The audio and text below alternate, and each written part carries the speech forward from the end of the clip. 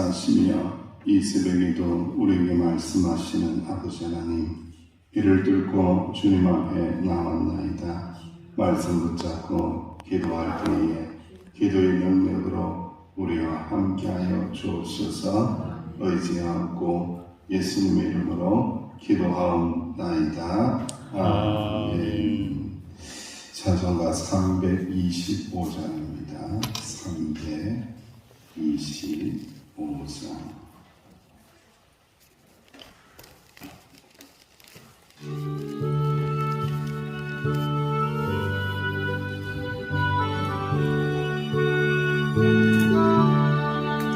예수와 함께 계시니 시험이 오나 겁없는 기쁨의 근원 되시는 예수를 위해 사시나 날마다 주를 섬기며 언제나 주를 드리고 그 사랑 안에 살면서 딴 길로 가지 맙시다. 이 세상 사는 동안에 주님 전파하면서 무한한 복락 주시는 예수를 위해 사시다. 날마다 주를 섬기며 언제나 주를 드리고 그 사랑 아래 살면서 딴 길로 가지 맙시다. 이 세상 친구 없어도 예수는 나의 친구니 우리 아비를 버리고 예수를 위해 사시나 날마다 주를 섬기며 언제나 주를 드리고 그 사랑 안에 살면서 딴 길로 가지 맙시다. 주께서 심판하실 때 잘했다 칭찬하리니 이러한 사랑도 받도록 예수를 위해 삽시다. 날마다 주를 섬기며 언제나 주를 기리고 그 사랑 안에 살면서 딴 길로 가지 맙시다. 합심하여 기도합니다. 주님의 십자가 사랑 안에 살면서 딴 길로 가지 않게 해달라고 말씀 안에 살면서 주님이 인도하시는 길로 걸어가게 해달라고 합심하여 기도합니다. 아버지 하나님 너무 감사합니다. 주님 앞에 나오게 하시니 감사합니다. 주님 우리와 함께 하시는 예수님, 주님 우리 교회와 함께 하여 주시는 예수님, 아버지 하나님 땅 길로 걸어가지 않도록 우리를 인도하여 주시는 예수님, 항상 주님의 십자가의 사랑 안에 걸어가게 하여 주옵소서. 오직 주님의 말씀 안에 살아가게 하여 주옵소서. 내 뜻대로 내 생각대로 사는 자가 되지 않게 하여 주시고 오직 십자가의 능력으로 살게 하여 주시며 오직 하나님의 말씀 안에 살게 하여 주시고 부활의 능력 가운데 살아갈 수 있는 제대로 될 수 있도록 이 새벽에 말씀하여 주옵소서. 말씀하여 주옵소서. 말씀을 듣겠나이다. 말씀을 순종하겠나이다. 주여 순종의 역사를 이루어 주옵소서. 주님 감사합니다. 주님 예수님의 이름으로 합심하여 기도하옵나이다. 아멘. 하나님의 말씀 함께 공동합니다. 사도행전입니다. 사도행전 13장 32절에서 43절까지 우리 함께 봉독하겠습니다.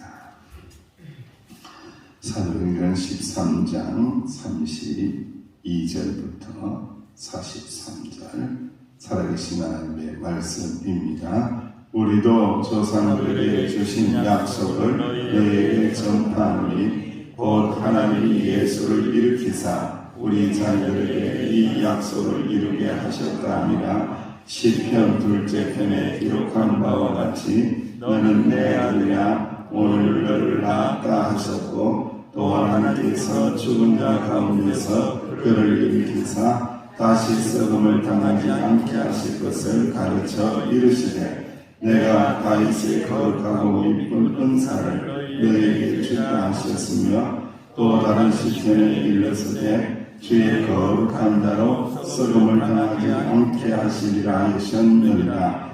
다윗은 당시에 하나님의 뜻을 따라 섬기다가 잠들어 그 조상들과 함께 뭉쳐 썩음을 당하였으되 하나님께서 살리시니는 썩음을 당하지 아니하였나니 그러므로 형들아 너희가 할 것은 이 사람을 힘입어 죄사함을 너희에게 전하는 이것이며 또 모세의 율법으로 너희가 의롭다 하심을 얻지 못하는 모든 일에도 이 사람을 힘입어 믿는 자마다 의롭다 하심을 얻는 이것이라. 그런즉 너희는 선지자들을 통하여 말씀하신 것이 너희에게 일찍과 상가라. 일러스되 보라 멸시하는 사람들아 너희는 놀라고 멸망하라. 내가 너희 때를 당하여 한 일을 행할 것이니 사람이 너희에게 일러줄지라도 도무지 믿지 못할 일이라 하였느니라 하니라.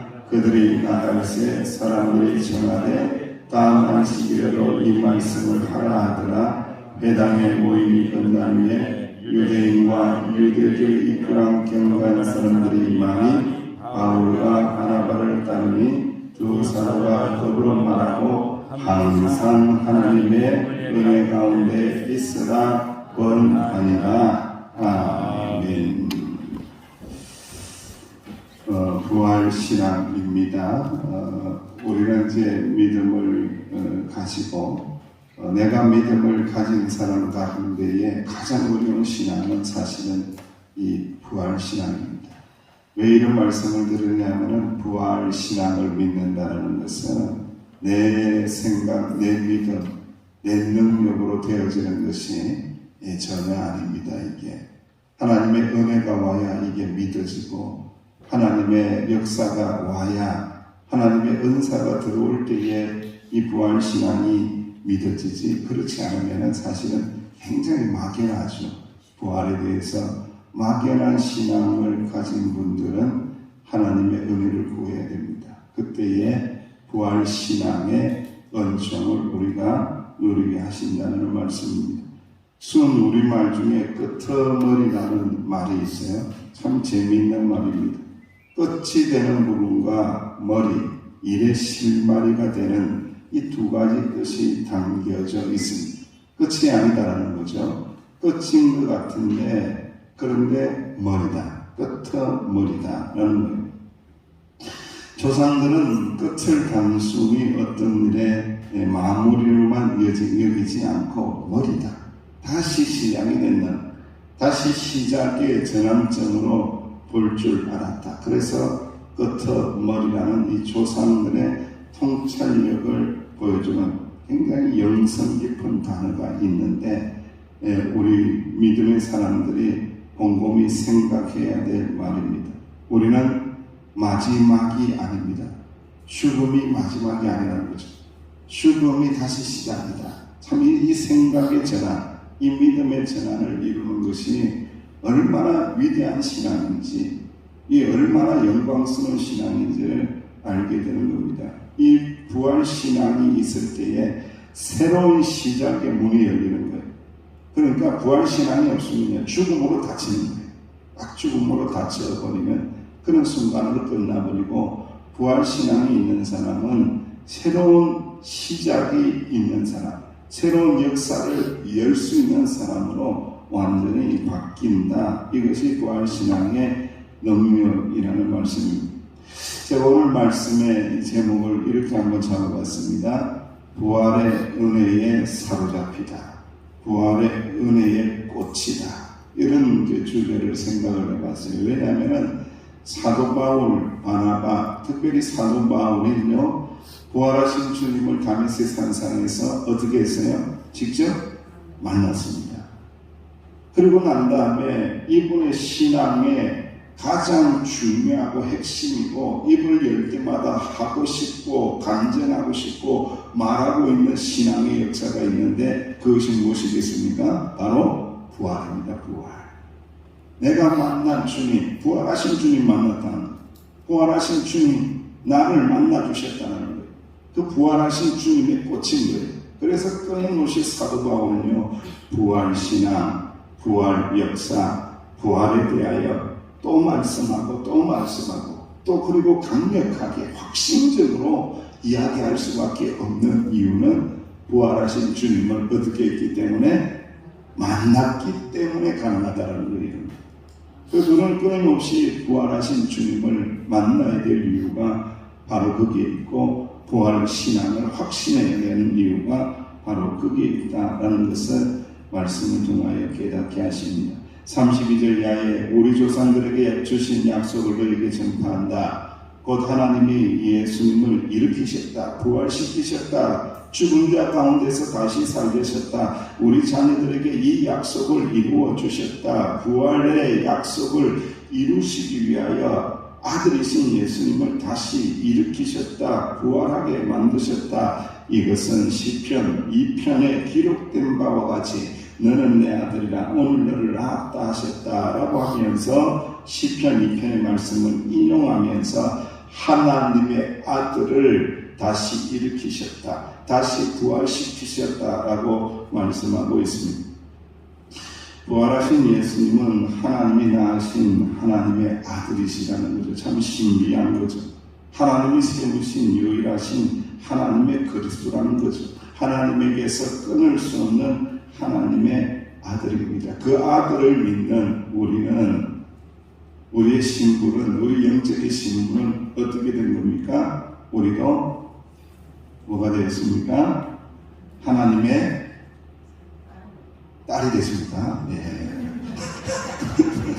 그럴 수도 있겠다 그러죠. 하나님의 양자가 된 거죠. 양자라고 하죠. 양자. 그래서 그 유명한 말씀 우리가 지난번에도 한번 나누었지만 로마서 7장 14절에서 18절 말씀에 무릇 하나님의 영으로 인도함을 받는 사람은 곧 하나님의 아들이라. 너희는 다시는 무서워하는 종의 영을 받지 아니하고, 이제는 종이 아니라는 거죠. 부활하신 주님을 믿고 난 다음에는 이제는 종의 영, 노예처럼 끌려다니는, 죄에 끌려다니는 그런 영이 아니라는 거예요. 그래서 너희들은 양자의 영을 받았으므로 우리가 하나님을 뭐라고 부른다고요?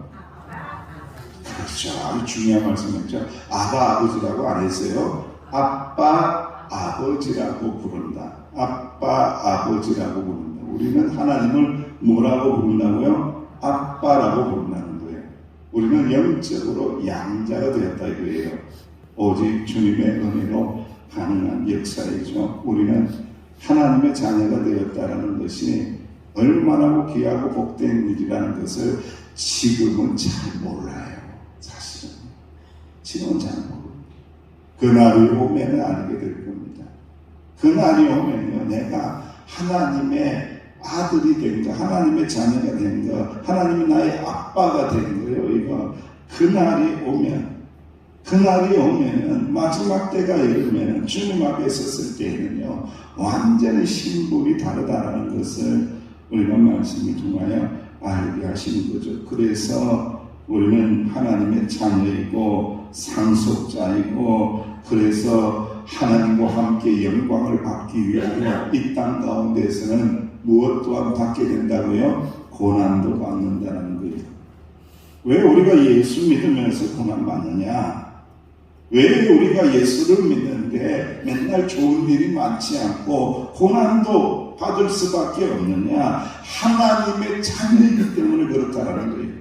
하나님의 영광스러운 자녀들은 이 세상 사람이 아니기 때문에 세상에 의해서 고난을 또한 받는다는 거예요. 그리고 중요한 것은 고난을 이길 힘과 능력도 아빠, 아버지께서 우리에게 주신다는 것을 믿으시기를 주님의 이름으로 축원합니다. 그래서 우리는 오직 예수님을 통해서만 하나님의 자녀가 되는 거죠. 34절 35절 말씀에도 하나님께서 죽은 자 가운데서 그를 일으키시사 다시 썩음을 당하지 않게 하실 것을 가르쳐 이르시되 내가 다윗의 거룩하고 미쁜 은사를 너에게 주리라 하셨으며 또 다른 시편 16편이죠. 10편 주의 거룩한 자로 썩음을 당하지 않게 하시리라고 하신 그 하나님의 말씀을 이룬다는 거죠. 다윗은 죽어서 썩었다.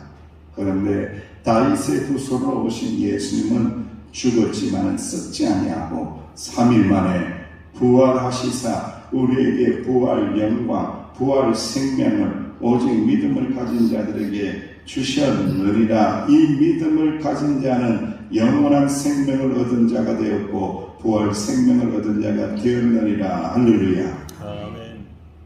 그런데 이것을 믿는 사람이 있고 믿지 않는 자가 있다는 거죠. 그래서 여러분 40절 41절을 보면은 아무리 이것을 부활을 말씀해줘도 도무지 믿지 못하는 자들이 있다는 거예요.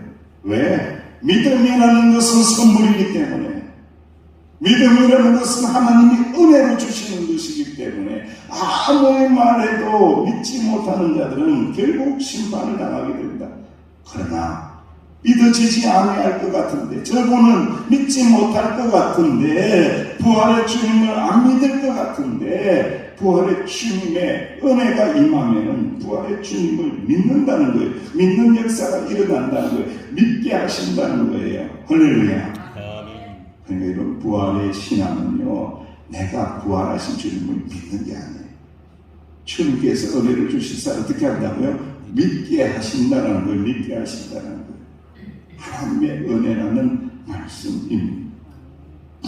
그래서 우리는 회개의 복음을 믿게 되고 은혜의 복음을 믿게 되고 구원의 복음을 믿게 되고 부활의 복음을 믿게 되었다라고 말씀하면서 그렇지 못한 자는 심판에 이르게 되었다라고 말씀합니다. 이 복음을 전하면서 이 바울과 바나바가 어떤 삶의 자세와 영적인 자세를 견지하고 있는지 여러분 43절 말씀 한번 같이 공독하겠습니다. 시작. 해당의 모임이 끝난 후에 유대인과 유대인의 교환 경건한 사람들이 많이 바울과 바나바를 따르니 두 사도가 더불어 말하고 항상 하나님의 은혜 가운데 있으라 원하니라. 아멘. 부활신앙을 강조하고 부활신앙을 이야기하고 부활신앙을 간증하고 부활신앙을 확실하면서 전하고 난 다음에 딱 마지막 부분 하시는 말씀이 바울과 바나바가 어디에 있으라고요? 항상 하나님의 은혜 안에 있으라, 은혜 안에 있으라. 그때의 부활의 확신이 오는 것이다. 항상 하나님의 은혜 안에 있으라고 말씀하고 있습니다. 우리가 살면서 이야기가 참 많죠. 제가 지난번에도 말씀을 드렸지만 우리가 인생을 무엇으로 기억하느냐, 이야기로 기억을 합니다. 내가 아직까지는 여러분들 신방을 하지 못해서 여러분들은 대충 한 50% 이 정도밖에 모르지만은 그럼에도 불구하고 이렇게 쳐다볼 때에 장로님은 이러한 스토리가 있지, 저 권사님은 이러한 아픔이 있지, 저 권사님은 이러한 이야기가 있어, 저분은 이러한 스토리를 가지고 삶을 살아왔지, 이 스토리를 가지고 기억을 하게 돼요. 여러분, 왜 바울과 바나바가 이 부활에 꽂혀서 부활 신앙을 이야기할까요? 그들의 인생의 스토리 가운데 가장 위대한 이야기가 뭐라는 이야기죠? 부활이라는 이야기입니다. 부활 신앙이 가장 위대하다는 거. 부활 신앙이 꽂힌 거예요. 부활 신앙에 사로잡힌 거예요. 그래서 또 이야기하고 또 강조하고 결론은 이거야. 결론은 부활이야. 결국은 부활 신앙을 가지는 것이야. 결국은 이 부활 신앙을 붙들어낼 수 있도록 하나님의 은혜 안에 거하는 게 가장 소중한 거야. 이 부활 이야기에 꽂혔기 때문에 부활 이야기만 하는 거예요. 저는 이제 외할머니에서 신앙을 받았다고 말씀을 드렸어요. 그런데 우리 외할머니는요, 꽂힌 이야기가 있어요. 저를 이제 무릎에 이렇게 눕히시고는 하여튼간 한 몇백 번 들은 것 같아요. 내가 다 애울 정도로 스토리를. 그러니까 너무 많이 듣다 보니까 잡니다. 이렇게 듣다가 자거든요, 여러분. 중간 정도 들으면 자요. 처음에 출발이 어디에서 출발하느냐? 이 할아버지 만난 이야기부터 출발하는 거예요. 이런 할아버지를 만났는데 할아버지가 부자였는데 부자인 것 좋았는데 가수원을 가지고 있었던 것 좋았는데 애를 낳았는데 전부 다 딸만 낳았다. 이게 딸만 낳았다. 너도 엄마도 딸 중에 하나고 딸만 낳았다. 아들이 없으니까 이놈 할아버지가 뱅뱅 바깥으로만 돌고 아유 그놈 할아버지 예? 하면서 할아버지 원망하다가 딱 전환이 됩니다. 그 전환되는 시점이 어떤 이야기를 하시느냐. 그때 내가 너무 어려웠지, 너무 힘들었지, 부뚜막에서 밥을 지으면서 불 때면서 얼마나 많이 울었는지 모릅니다. 얼마나 많이 울었는지 몰랐는데 너무 힘들어서 어려워서 그렇게 인생을 살고 있는데 길을 가다가 내가 선교사님을 만난 거 아니니, 예수를 믿으라는 선교사님 만난 거 아니니, 예수를 믿으면 구원받는다라는 선교사님을 만났는데 그 말이 무엇인지는 모르겠는데 끌리더라는 거예요. 그래서 내가 교회에 가게 되고 예수님 믿고 내 마음속에 있는 모든 한들을 예수님에게 다 풀어놓고 그렇게 신앙인이 되어서 지금까지 살아온 거다. 그래서 너희들도 예수를 믿게 된 거다라는 이야기를, 스토리를 이야기하는 거예요, 여러분들. 그 선교사님 만난 이야기가 바로 우리 할머니의 인생 스토리의 핵심이었다는 거예요. 사랑하시는 주의 백성들이여, 우리가 삶을 살고 인생을 살면서 한 맺힌 고통의 순간들이 있을 것입니다. 하지만 그 고통의 순간, 아픈 순간의 이야기로만 끝이 나서는 안 된다는 거예요. 끝머리 끝이었던 것 같았는데, 절망의 순간이었을 것 같았는데 부활하신 주님을 내가 만났도다. 부활하신 주님께서 나를 인도하여 주셨도다. 부활하신 주님께서 나를 붙잡아 주셨도다. 부활하신 주님께서 나에게 풍성한 은혜 안에 있게 하셨도다. 할렐루야.